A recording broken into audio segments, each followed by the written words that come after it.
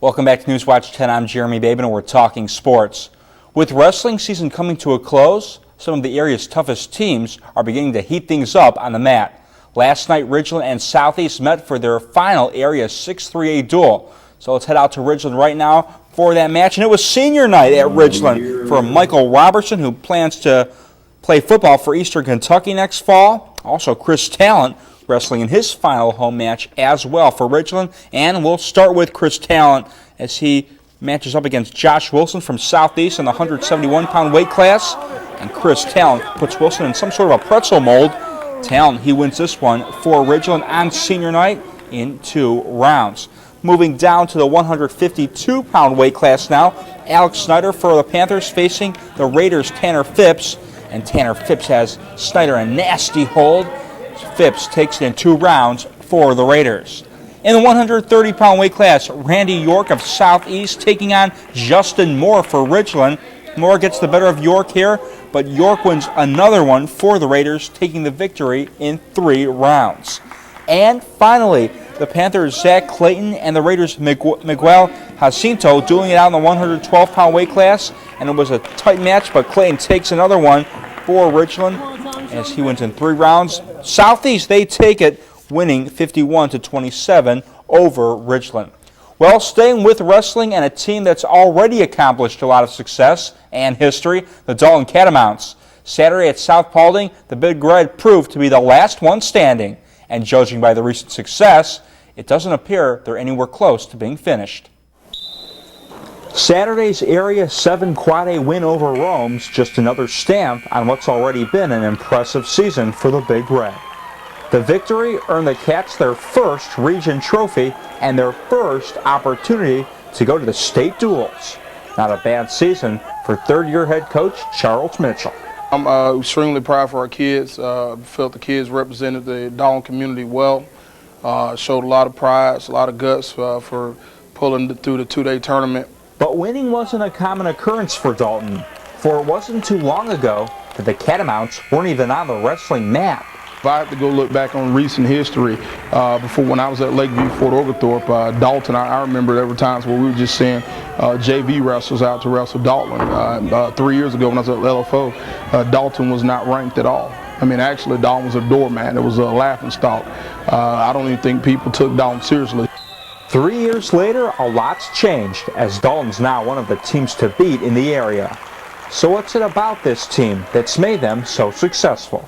We got a lot more belief than we had in the past. We got a strong lineup now. When Coach Mitchell came, there was no belief. Nobody in the school believed that we could do what we can. Nobody in North Georgia thought we can do what we can. And he just came in here and just fired everybody up. And he said, if you want to be somebody, you got to go out and take it. Nothing in this world is free. I think the team's really bonded together and show that we can do something good and stay. But Coach Mitchell isn't the only coach to be credited for this season's success. This year it's been different because with Coach Keefe here, we've got a lot of different experience and different kinds of techniques, and he'll always take us in after our match and tell us what we did wrong and how we can work on it and how we can counter it next time. And he's got us in really good condition, and he's taught us how to fight. And the Big Red will certainly need some fight when they compete in the state duels in Macon.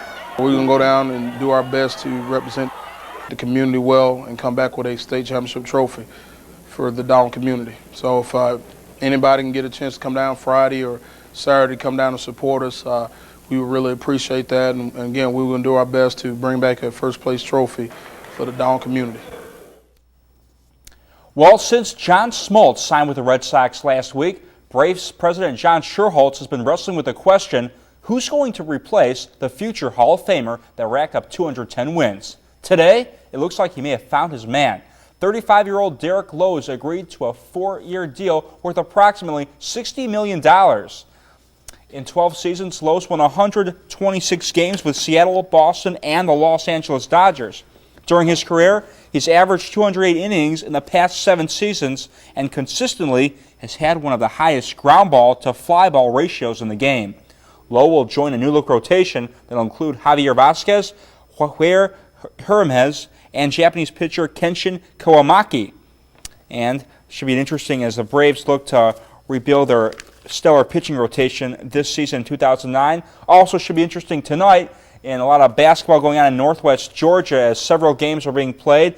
Dalton and Murray County having home games. They hit the hardwood at 6 p.m. as well as every other game. Southeast on the road up at LFO. Northwest and Christian Heritage on the road as well. And, of course, Rachel Wolf highlights of all these games tomorrow on Newswatch 10. Is another big Tuesday night of hardwood tonight. We're looking forward to it. And there's also a lot of wrestling news, too, I noticed. And that made me think of Cedric, because I know he was a wrestler for the Dalton Catamounts, right, Cedric?